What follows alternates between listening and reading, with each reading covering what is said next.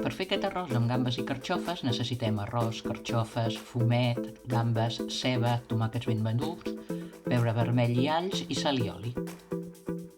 Si les gambes són congelades, les deixem descongelar en una reixeta a la nevera.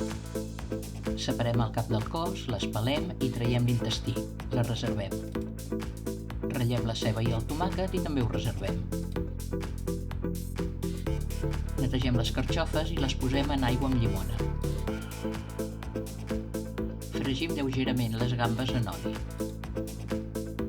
Fregim bé els caps de les gambes en aquest mateix oli i els incorporem al fumet o a l'aigua ben calent.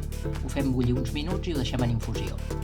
Al mateix oli sofregim la ceba a foc suau fins que enrosseixi. Incorporem el tomàquet i ho fem coure uns 10 minutets més. Incorporem les carxofes escorregudes i tallades a sisens i ho fem coure uns 4 o 5 minuts. Finalment posem l'arròs, li donem unes voltes uns 2 minutets. Afegim el brou colat ben calent. Ho fem coure uns 12 minuts, depèn de l'arròs, a l'inici a foc molt viu i després a foc suau. A l'apagar el foc, distribuïm les gambes per sobre i ho tapem amb un drap i ho deixem reposar uns minutets. Queda boníssim i sense closques. I recorda que tens moltes més receptes a la nostra web. Espero que t'agradi i fins aviat!